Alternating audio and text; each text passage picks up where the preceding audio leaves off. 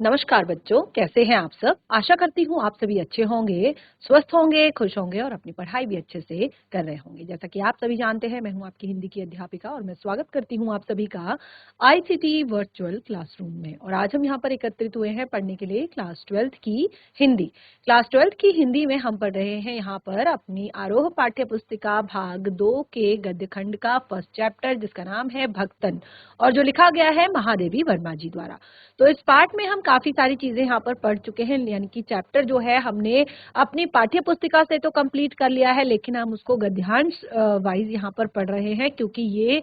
इसी तरह से हमारे एग्जाम में आता है और बहुत ही ज्यादा महत्वपूर्ण टॉपिक है हमारे बोर्ड एग्जाम्स का। तो इसीलिए हम इसको एक एक गद्यांश यहाँ पर ले रहे हैं और उससे जुड़े हुए प्रश्नों उत्तर हम यहाँ पर डिस्कस कर रहे हैं। तो आज हम बाकी के गद्यांश यहाँ पर लेंगे और साथ ही पाठ से जुड़े हुए प्रश्नों उत्तर भी डिस्कस करेंगे। तो हम चलते हैं स्मार्ट बोर्ड की तरफ, शुरू करते हैं अपने आज का सेशन। सभी बच्चे ध्यान पूर्वक पढ़ेंगे, साथ ही समझने का प्रयास भी करेंगे। तो जैसे कि आपने देखा, हमने अपने चैप्टर के भक्तन जो हमारा पार्ट है, इसके हमने काफी सारे गद्यांश जो है यहाँ पर पढ़ लिए थे और हमने इनसे जुड़े हुए बहुत सारे जो प्रश्न हैं उनको भी डिस्कस कर लिया था। और कुछ प्रश्न जो है लास्ट सेशन में मैंने आप लोगों को होमवर्क में भी दिए थे और मैंने आप लोगों से कहा था कि आप इनको, क्योंकि हम उस गद्यांश को काफी रिवाइज भी कर चुके हैं, काफी बार जो हम उसको पढ़ चुके हैं, तो मैंने आप लोगों से कहा था कि उसको आप थोड़ा सा घर से जो है उन प्रश्नों को यहाँ पर लिख कर लाएं। तो मैं आशा करती हूँ कि आप सभी ने कोशिश जरूर की होगी घर से उन प्रश्नों को लिखने की, क्योंकि जब तक आप खुद से उनको अच्छे से सॉल्व नहीं करेंगे, खुद से आप जब तक नहीं लिखेंगे, तब तक आपको अच्छे से क्लियर टॉपिक नहीं होगा। तो देखिए यहाँ पर हमने जो है लगभग जो 4 से 5 गद्यांश जो है हमने पढ़ लिए थे। जैसे हमने यहाँ पर सेकंड जो है गद्यांश पढ़ा, उसके बाद जो है हमने थर्ड अपना गद्यांश यहाँ पर पढ़ा, उसके बाद यहाँ पर हमने फोर्थ अपना गद्यांश यहाँ पर पढ़ा और इसमें जो है हमने बहुत सारे जो प्रश्न हैं वो हमने यहाँ पर किए। और लास्ट में जो है इसमें मैंने यहाँ पर ये प्रश्न जो है आप लोगों को होमवर्क में दिए थे कि यहाँ पर दंड विधान की बात जिसके संदर्भ में, किसके संदर्भ में की जा रही है और क्यों। और दूसरा प्रश्न था खोटे सिक्के की टकसाल किसे कहा गया है और क्यों। चुगली चबाई की परिणति उसके पत्नी प्रेम की पत्नी प्रेम से बढ़कर थी, ये स्पष्ट करना था। उसके बाद भक्तन के अलग होते समय सबसे अच्छा भाग उसे कैसे मिला और इसका परिणाम क्या हुआ, ये आपने लिखना था। तो देखिए ये सारी चीजें हमने यहाँ पर पढ़ी हुई थी और मैंने जैसे आपको बताया था कि किस तरह से जो भक्तन थी उसके जीवन के जो परिच्छेदों के बारे में बताया था, उसके जीवन के जो 4 परिच्छेद है उनके विषय में बताया था कि कैसे उसको लगभग जीवन के किसी भी परिच्छेद में ज्यादा सुख जो है नहीं मिला। जैसे सबसे पहले उसके शादी से पहले यानी कि विवाह से पहले जो उसके मायके का यानी कि पीहर था, नैहर था, तो वहां पे भी उसको बचपन में ही उसकी माता की मृत्यु हो गई थी और उसके बाद 5 वर्ष की आयु में उसका विवाह कर दिया गया, 9 वर्ष की आयु में उसका गौना कर दिया गया, क्योंकि वो अपने पिता की इकलौती संतान थी और उसके पिता और उसका एक अगाध प्रेम था। तो इस वजह से जो उसकी विमाता थी वो काफी ईर्ष्या करती थी और संपत्ति की रक्षा के लिए, यानी कि वो नहीं चाहती थी कि जो संपत्ति है वो उसको मिले, भक्तन को मिले। तो इसीलिए वो बिल्कुल भी, जब उसके पिता जो है बीमार हुए तो उसने बिल्कुल भी उसको ये बताने की कोशिश नहीं की, ये बताया नहीं कि उसके पिता जो है बीमार हैं, ताकि अगर वो समय पर यहाँ पर पहुंच जाएगी तो उसको जो है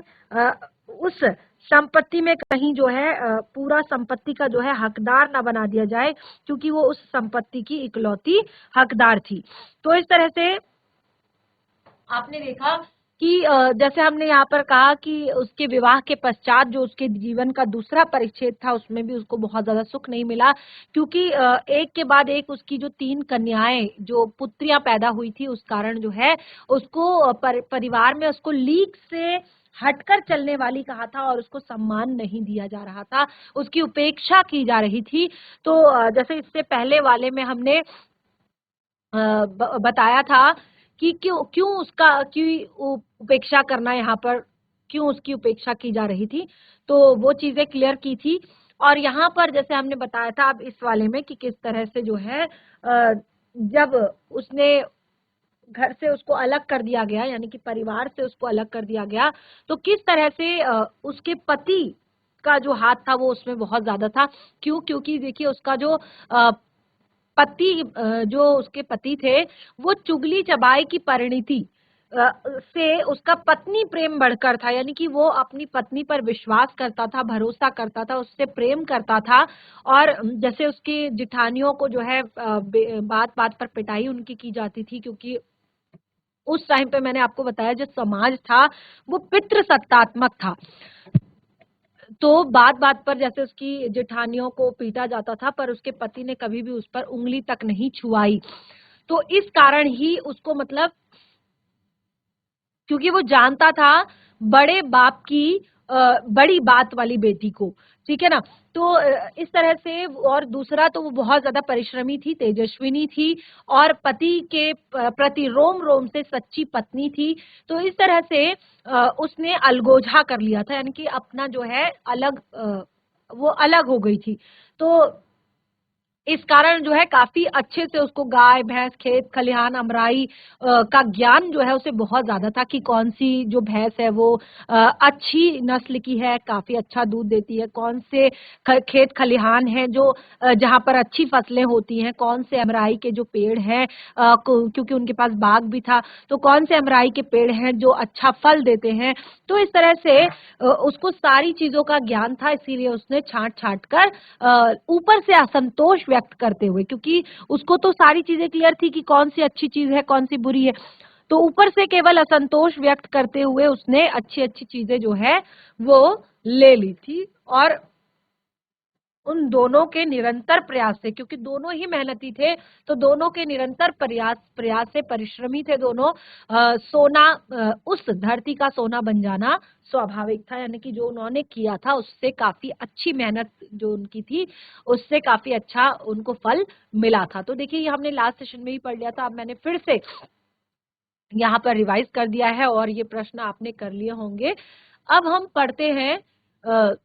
नेक्स्ट नंबर 5, यानी कि नंबर 4 तक हम यहाँ पर कर चुके थे अपने गद्यांश, 4 गद्यांश हम यहाँ पर पढ़ चुके थे। 5वां गद्यांश हम यहाँ पर पढ़ेंगे।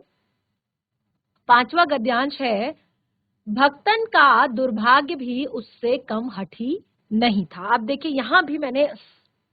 काफी अच्छे से आप लोगों को क्लियर किया था कि क्यों उसका जो दुर्भाग्य था, वो जितनी हठी वो थी ना, जितनी मेहनती वो थी, जितनी परिश्रमी वो थी, कितने भी उसके जीवन में अड़चने आ जाएं, कितनी भी उसके जीवन में परेशानियां आ जाएं, लेकिन अपनी मेहनत के दम पर, अपने परिश्रम के दम पर, अपनी कर्मठता के दम पर वो जो है आगे बढ़ जाती थी जीवन में। लेकिन जितनी वो मेहनती थी, जितनी वो हठी थी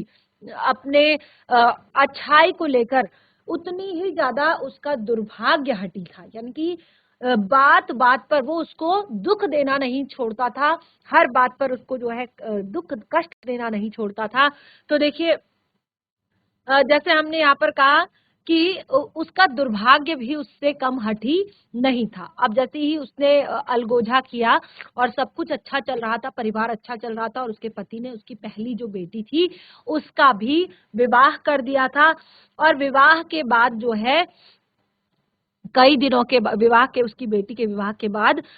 उसके पति की भी मात्र 29 वर्ष की आयु में जब वो थी, तब उसके पति की, जब उसका पति 36 वर्ष का था तो उसकी भी मृत्यु हो गई थी। तो यहाँ तक तो वो दुख झेल ही रही थी, लेकिन फिर उसने क्या किया, फिर उसने अपनी बेटी के पति को, यानी कि अपने जवाई को जो है घर जवाई बनाकर अपने घर पर वो लेकर आ गई। फिर उसने एक बार फिर से वो अपने पैर जमाए, फिर से खड़ी उठी, अपने दुख से उबरने का प्रयास किया और फिर से मेहनत करने का प्रयास किया, अपने परिवार अपने कारोबार को जमाने का प्रयास किया। लेकिन जैसे कहा गया है कि भक्तन का दुर्भाग्य भी उससे कम हठी नहीं था। जो उसका दुर्भाग्य था, एक होता है सौभाग्य, एक होता है दुर्भाग्य, की बात बात पर दुख मिलना। तो जैसे ही उसकी जो बेटी है किशोरी से युवती होते ही, क्योंकि उसका विवाह भी मात्र का जो कम आयु थी, 13 14 15 वर्ष की आयु थी, उसमें कर दिया गया था। तो किशोरी से युवती होते ही जो बड़ी लड़की थी, मात्र 19 वर्ष की आयु में, 19 20 वर्ष की की आयु में वो भी विधवा हो गई, यानी कि उसके भी पति की मृत्यु हो गई। अब देखिए, भयहू से पार न पा सकने वाले जेठ और काकी को परास्त न करने के लिए कटिबद्ध जेठौतों ने आशा की एक किरण देख पाई, यानी इससे पहले क्या हो रहा था, वो कह रहे थे कि अब तो उनके भयऊ की मृत्यु हो गई है, यानी कि अब वो उनका पूरा कारोबार छीनना चाहते थे। तो जैसे तैसे उसने फिर अपनी बेटी को यहाँ पर बुलाया, अपने जमाई को, अपने दामाद को घर जमाई बनाकर जैसे तैसे अपने परिवार को चलाया। लेकिन जब उसकी भी मृत्यु हो गई, तो अब जो जेठौत जो थे, अब वो उसको फिर से परास्त करने के लिए कटिबद्ध जो थे, उनमें एक आशा की किरण फिर जग गई, क्योंकि उन्होंने जो विधवा बहन का गठबंधन करने के लिए, जो अपनी बहन के जो बेटी है, अपनी जो भाई की बेटी है, उसका गठबंधन करने के लिए अपने तीतर लड़ाने वाले साले को बुला लिया। यानी कि वो चाहते थे कि अगर इन दोनों का विवाह हो जाएगा, ठीक है ना, अगर मेरे साले के साथ, उसका जेठौत चाहता था मेरे साले के साथ अगर इसका विवाह हो जाएगा तो क्या होगा, सब कुछ जो है उनके अधिकार में चला जाएगा, यानी कि जो जेठ जेठौत है उनके अधिकार में सब कुछ चला जाएगा। तो इस तरह से भक्तन की लड़की भी माँ से कम समझदार नहीं थी, क्योंकि जो वो भक्तन की लड़की थी और वो भी अपनी माँ से कम समझदार नहीं थी, और उसने इस वर को नापसंद कर दिया और उसने मना कर दिया कि मैं इससे विवाह नहीं करूंगी। बाहर के बहनोई का आना चचेरे भाइयों के लिए सुविधाजनक नहीं था। अब उन्हें लगा कि अगर इसका भक्तन जो है इसका कहीं दूसरा विवाह कर देगी, कोई दूसरा बाहर का लड़का आ जाएगा, वो इस कारोबार को संभालेगा, इस घर को संभालेगा, तो ये उनको गवारा बिल्कुल नहीं था, क्योंकि फिर से सत्ता जो है उनके हाथ से जा सकती थी। जो बसा बसाया कारोबार था वो उनके हाथ से जा सकता था। इसीलिए यह प्रस्ताव जो है, जहां संपत्ति की देखभाल करने लगी। अब वो दोनों माँ बेटी जो है धीरे धीरे अपनी संपत्ति की देखभाल खूब मन लगाकर खूब अच्छे से करने लगी। क्यों करने लगी? क्योंकि उनको यहाँ पर जो है अब बिल्कुल इस बात का भरोसा हो चुका था कि अब यहाँ पर आगे बहुत सारे कांटे हैं उनकी राह में, तो अगर उन्होंने अपने परिवार को, अपने घर को अच्छे से नहीं संभाला, तो शायद जो है यहाँ पर उनको परेशानी का सामना करना पड़ सकता है। तो देखिए, भक्तन का अब देखिए, अब जो दूसरा है, जो उसका साला है, वो मान न मान मैं तेरा मेहमान की कहावत को चरितार्थ करने वाले वर्ग के समर्थक उसे किसी न किसी प्रकार पति की पदवी पर अभिषक्त करने के उपाय खोजने लगे। और जहां उसके जेठ जेठौत थे, वो उसको किसी भी तरह से मान न मान मैं तेरा मेहमान ये कहकर जो है पति की पदवी पर जो है एक तरह से अभिषक्त करने, यानी कि स्थापित करने में का उपाय सोचने लगे। वो सोचने लगे बस कि किसी तरह से इनको इसके पति की जो पदवी है वो दिला दी जाए, ठीक है ना। तो यहाँ पर जो है क्या हुआ, कि वो लोग सोचने लगे कि बाहर वाला कोई ना आए, बस इसको किसी भी तरह से इसका पति बना दिया जाए, ठीक है। तो ये काफी सारी चीजें मैंने आपको डिटेल में क्लियर की थी जब हमने चैप्टर रीड किया था। तो इसको हम पढ़ते हैं। अब यहाँ पर कुछ प्रश्न है कि भक्तन का दुर्भाग्य क्या था और उसे हठी क्यों कहा गया है। तो आपको मैंने सारी बातें जो है क्लियर कर दी है कि भक्तन का दुर्भाग्य क्या था और उस दुर्भाग्य को हठी क्यों कहा गया है। तो देखिए, यहाँ पर फिर से मैं इसको क्लियर नहीं करूंगी, क्योंकि आप लोगों ने काफी अच्छे से पढ़ा है और ये भी मैं आपको होमवर्क में देती हूँ। जेठ जेठौतों को कौन सी आशा की किरण दिखाई दी? अब देखिए, जब उसके जो है बेटी के पति का, यानी कि बहुत कम आयु में उसकी जमाई की भी मृत्यु हो गई, तो उनको आशा की एक नई किरण दिखी कि फिर से हम इस पूरे जो कारोबार है उसको अपने हाथ में ले सकते हैं। इसलिए जेठौत के लिए विवाह का प्रस्ताव, जेठौत किसके लिए विवाह का प्रस्ताव लाया, उसे क्या उसका क्या हश्र हुआ, ठीक है। वर की पदवी पर अभिषक्त करने का क्या आश्रय है, कि क्या आशय है इस लाइन का कि वो उसको वर की पदवी पर अभिषिक्त करने के उपाय खोजने लगे। तो ये बहुत अच्छे से पहले से मैंने क्लियर किया है। तो ये कुछ प्रश्न हैं, इनको आप नोट करें और उसके बाद इनके उत्तर आप खुद से लिखें। और अगर कहीं पर उत्तर समझ में नहीं आता है तो उसको हम नेक्स्ट सेशन में क्लियर करेंगे, ठीक है ना। क्योंकि उत्तर आप अगर खुद लिखेंगे, आंसर अगर आप खुद लिखेंगे तभी समझ में आएगा, तभी पता चलेगा कि आपको चैप्टर जो है समझ में आ गया है। अगला है तीतर बाज युवक कहता था वह निमंत्रण पाकर भीतर गया है और युवती उसके मुख पर अपने 5 उंगलियों के उभार में इस निमंत्रण के अक्षर पढ़ने का अनुरोध करती थी। जैसे मैंने आपको बताया था कि वो जबरदस्ती कुछ भी करके किसी भी तरह से वो उसको पति की पदवी पर अभिषिक्त करना चाहते थे और उन्होंने एक बहुत गलत रास्ता इसके लिए अपनाया कि जब वो युवती घर पर अकेली थी तो वो जो लड़का था वो जबरदस्ती उसके कमरे में घुस गया और फिर उन्होंने जो बाकी लोग थे उन्होंने हेल्प की इस चीज में, उन्होंने बाहर से दरवाजा बंद कर दिया और फिर पूरे गांव वालों को बुलाकर लेकर आए और ये दिखाने के लिए कि किस तरह से उस लड़की ने ही इसे अपने जो है घर में बुलाया है। तो इस चीज के लिए उन्होंने पंचायत बिठाई और वहां पर बिल्कुल ये फैसला उन्होंने करवाना था कि अब ये दोनों अगर जो है एक कमरे से निकले हैं तो इनका विवाह कर देना चाहिए। तो बिल्कुल ये बहुत सारी चीजें यहाँ पर हुई थी, किस तरह से जो है एक सच्चा हो जाने एक जो है अपीलहीन फैसला किस तरह से हुआ कि जहां पर जो है जो पीड़ित जो पक्ष था उसको अपील करने तक का मौका नहीं दिया गया, अपीलहीन फैसला हुआ। और चाहे उन दोनों में से एक सच्चा हो चाहे दोनों ही झूठे हों, जब तक वे एक कोठरी से निकलते तब तक उनके पति पत्नी के रूप में रहना ही कलयुग के दोष का परिमार्जन है। अपमानित बालिका ने ओठ काट कर लहू निकाल लिया और मां ने अग्नेय नेत्रों से गले पड़े दामाद को देखा। संबंध कुछ सुखकर नहीं हुआ, क्योंकि ये संबंध सुखकर कैसे हो सकता था, ये बिल्कुल जबरदस्ती का संबंध था। वो बस एक उसको कि किसी तरह से समाज की नजरों में ये इसका पति बन जाए और फिर हम इनके कारोबार को छीन लें, इस तरह से उन्होंने बहुत सारे यहाँ पर चीजें की। क्योंकि दामाद अब निश्चिंत होकर सीता लड़ाता था और बेटी विवश क्रोध से जलती रहती थी। इतने यत्न से संभाले हुए गाय ढोर खेती बाड़ी और पारिवारिक द्वेष में ऐसे झुलस गए थे कि इनका लगान अदा करना भी भारी हो गया था। जिस चीज को उसने इतने नाजों से संभाला था वो पारिवारिक द्वेष, पारिवारिक कलह की वजह से सब जो है बहुत ज्यादा एक तरह से इस चीज में इतने ज्यादा झुलस गए थे कि उसका लगान अदा करना भी भारी हो गया था। और सुख से रहने की बात तो कौन ही कहे। अब देखिए सुख से रहना जो है इस बात को तो कौन ही कहे। अंत में एक बार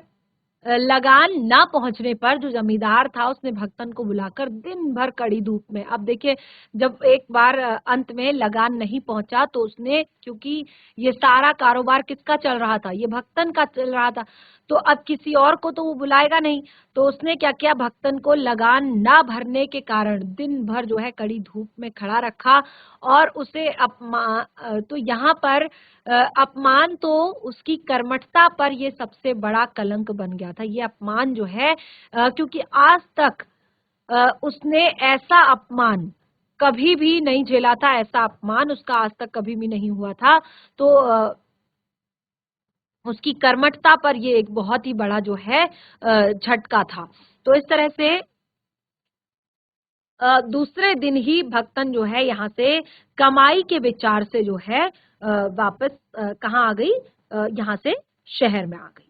ठीक है ना। तो फिर से प्रश्न है यहाँ पर, युवती और तीतरबाज युवक ने अपने अपने पक्ष में क्या तर्क दिए। देखिए युवती जो थी और युवक जो था, पहले उसने बोला कि देखिए आप यहाँ पर पढ़ सकते हैं, उसने क्या कहा कि इसने बताया कि वह निमंत्रण पाकर जो है गया हुआ है, यानी कि इसने मुझे बुलाया था, ठीक है ना। उसने ये कहा झूठ कि वो निमंत्रण पाकर गया है और युवती ने उसके मुख पर जो अपनी 5 उंगलियों के निशान हैं, 5 उंगलियों के जो उभार है, उसमें बताया कि आप ये निमंत्रण पत्र आप इसमें पढ़ सकते हैं कि अगर मैंने इसको निमंत्रण दिया है, अगर मैंने इसको बुलाया है तो आप इसमें इन जो ये जो चांटे उसको पड़े हैं, इसमें आप उस निमंत्रण के एक तरह से जो निमंत्रण है उसको आप देख सकते हैं।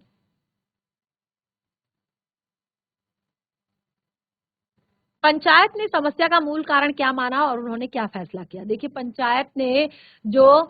एक तरह से इस समस्या का जो मूल कारण है वो कलयुग को माना। उन्होंने कहा कि कलयुग है और कुछ भी हो सकता है, और उन्होंने एक अपीलहीन फैसला दिया और कहा कि इस कलयुग के दोष का परिमार्जन करने के लिए अब दोनों को पति पत्नी के रूप में ही रहना पड़ेगा। नए दामाद का स्वागत कैसे हुआ? इस बेमेल में विवाह का परिणाम क्या हुआ? देखिए, नए दामाद का स्वागत जो है एक तरह से बहुत ज्यादा बालिका ने ओठ काटकर, यानी कि उसको इतना गुस्सा आया कि उसने अपना ओठ काटकर लहू निकाल लिया, और जो माँ थी, कौन, भक्तन जो थी, उसने अग्नेय नेत्रों से, यानी कि बिल्कुल अग्नि से एक क्रोध भरी निगाहों से उसको देखकर जो है गले पड़े हुए दामाद को देखा, कि जो जबरदस्ती गले पड़ा हुआ है दामाद, उसको देखा। नए भक्तन को शहर क्यों आना पड़ा? तो देखिए, जैसे मैंने यहाँ पर कहा कि अंत में एक परिस्थिति ऐसी आ गई, सिचुएशन ऐसी आ गई कि उनको, उसने लगान भरना भी जो है मुश्किल हो गया, लगान अदा करना भी भारी हो गया, और एक दिन जमींदार ने भक्तन को बुलाकर दिन भर की जो है कड़ी धूप में खड़ा रखा, और उसको उसकी जो कर्मठता है वो, उस पर ये सबसे बड़ा कलंक था कि आज तक उसने अपने कर्मठता से, अपने संघर्ष से कभी इस तरह का कोई दिन नहीं देखा था, लेकिन आज सबसे बड़ा कलंक था, तो वो वहीं से कमाई के विचार से उसको शहर आना पड़ा था। अगला है, दूसरे दिन तड़के ही सिर पर कई लोटे औंधाकर उसने मेरी धुली धूते जल के छींटों से पवित्र करके पहनी, और पूर्व के अंधकार में मेरी दीवार से फूटते हुए सूर्य और पीपल को 2 लोटे जल से अभिनंदन किया। 2 मिनट नाक दबाकर जप करने के उपरांत जब वह कोयले की मोटी रेखा से अपने साम्राज्य की सीमा निश्चित करके चौके पर प्रतिष्ठित हुई, तब मैंने समझ लिया कि इस सेवक का साथ टेढ़ी खीर है। अपने भोजन के संबंध में नितांत वितराग होने पर भी मैं पाक विद्या के लिए प्रख्यात हूँ, और कोई भी पाक कुशल दूसरे के काम में नीची किए बिना नहीं रह सकता, पर छूत पाक पर प्राण देने वाले व्यक्तियों की तो बात बात पर भूखा मरना स्मरण हो आया। भक्तन की शंकाकुल दृष्टि में छिपे हुए निषेध का अनुभव किया, तब वह कोयले की रेखा मेरे लिए लक्ष्मण के धनुष से खींची हुई लेखा के समान दुर्लंघ्य हो गई। निरुपाय अपने कमरे में बिछौने में पड़कर नाक के ऊपर खुली हुई पुस्तक स्थापित करके मैं चौके के पीड़े पर आसीन अनाधिकारी को भूलने का प्रयास करने लगी। तो लेखिका अब यहाँ पर ये जो समय है यहाँ से शुरू हुआ है, जहां पर जो भक्तन है अब वो शहर जा चुकी है, और लेखिका के घर पर उन्होंने सेविका का काम शुरू कर दिया है, यानी कि नेक्स्ट डे से उन्होंने जो है सेविका का काम शुरू कर दिया है। तो जैसे ही जब वो वहां पर पहुंची, अगले ही दिन उन्होंने सबसे पहले तड़के यानी कि बिल्कुल सुबह का जो समय होता है, लगभग 4 साढ़े 4 बजे का जो समय होता है, क्या किया, अपने सिर पर कई लोटे औंधा कर, यानी कि कई लोटों से पानी डालकर नहाकर लेखिका की एक धुली हुई धोती को जल के छींटों से पवित्र किया, और उसके बाद उसे पहना, और उसके बाद पूर्व के अंधकार में, यानी कि जो पूरब की तरफ अंधकार था, वहां से उन्होंने सूर्य को जल दिया, पीपल को जल दिया, और उसके बाद नाक दबाकर वहां पर जप किया, और इस तरह से फिर उसने क्या किया कि कोयले की एक मोटी रेखा ली रसोई में जाकर, और वहां से अपने साम्राज्य की सीमा निश्चित करके बीच जो चौका था उसमें प्रतिष्ठित हो गई। तो वो जब उन्होंने इस तरह से लाइन खींची, अब देखिए ये क्या चीज, किस प्रकार की जो प्रथा है उसको यहाँ पर बताया गया है। उस टाइम पे जो छुआछूत की प्रथा होती थी, यानी कि किसी पर टच कर, घर के जो बुजुर्ग हुआ करते थे वो किसी का छुआ हुआ नहीं खाते थे, और किसी पर टच करके नहीं खाते थे, अपना अलग से जो है रसोई में खाना बनाते थे। और ऐसा ना होने पर, यानी कि कभी ऐसा अगर हो गया तो फिर वो कई बार, क्योंकि वो उनको बाहर का नहीं खाते थे, तो कई बार उनका भूखा जो है रहना स्मरण हो आया लेखिका को, यानी कि उनको लगा कि इसके साथ तो टेढ़ी खीर है काम करना। और वो कहती है दूसरा जो है भले ही मैं अपने भोजन के संबंध में नितांत वितराग, वितराग यानी कि बहुत ज्यादा मेरा कनेक्शन नहीं है, मैं हमेशा मतलब भोजन के बारे में कम सोचती हूँ, लेकिन फिर भी मैं पाक कला के मैं परिवार में विख्यात हूँ, यानी कि मैं अच्छा खाना बना लेती हूँ, इस तरह से मैं अपने परिवार में विख्यात हूँ। तो वो कहती है कि अगर कोई भी जो पाक कुशल होता है, जिसको भी थोड़ा बहुत खाना बनाना आता है, वो दूसरे के काम में नीची किए बिना नहीं रह पाता। तो इस तरह से वो कहती है कि जब वहां पर वो जो रसोई की एक जो जगह है, यानी कि जो एक तरह से रसोई का जो चूल्हा है, वो कहती है वो मेरे लिए लक्ष्मण के धनुष से खींची हुई सीमा के बराबर, सीमा के समान दुर्लंघ्य हो गई, यानी कि कभी अगर मैं चाहती भी तो चाह कर भी मैं अपने लिए कुछ खुद से नहीं बना सकती थी। और वो कहती है मैं निरुपाय, यानी कि इसके अलावा मेरे पास और कोई उपाय नहीं था। मैं अपने कमरे में गई, बिछौने पर पड़ गई और नाक के ऊपर मैंने खुली हुई पुस्तक रख ली, और उसके बाद में चौके के पीढ़े पर जो जो रसोई थी उसके पिड़के पर जो आसीन अनाधिकारी, यानी कि जो वहां की अधिकारी नहीं है, को भूलने का प्रयास करने लगी। तो इस तरह से वो कहती हैं जो ये है यहाँ पर चैप्टर मैंने पहले भी आपको इतना क्लियर किया हुआ है। तो अब शुरू से यहाँ पर फिर से उसी तरह के प्रश्न हैं। नौकरी मिलने के दूसरे दिन भक्तन ने क्या काम किया? लेखिका ने भक्तन से निपटना टेढ़ी खीर क्यों लगा लेखिका को? लेखिका के लिए कोयले की रेखा लक्ष्मण की रेखा कैसे बन गई? और अनाधिकारी को भूलने से लेखिका का क्या अभिप्राय है? तो देखिए जिस तरह से हमने यहाँ पर इस टॉपिक को पढ़ा है, पाठ्य पुस्तिका से पढ़ा है, समझा है, मैं आशा करती हूँ कि आप आसानी से इसके प्रश्नों के उत्तर दे देंगे। और फिर जैसे मैं आपको बार बार कह रही हूँ कि अगर आपको कोई भी डाउट लगता है, अगर आपको लगता है कि आपको ये चीजें समझ में नहीं आई है और इन प्रश्नों के उत्तर समझ में नहीं आ रहे हैं, तो आप जरूर नेक्स्ट सेशन में क्लियर करें।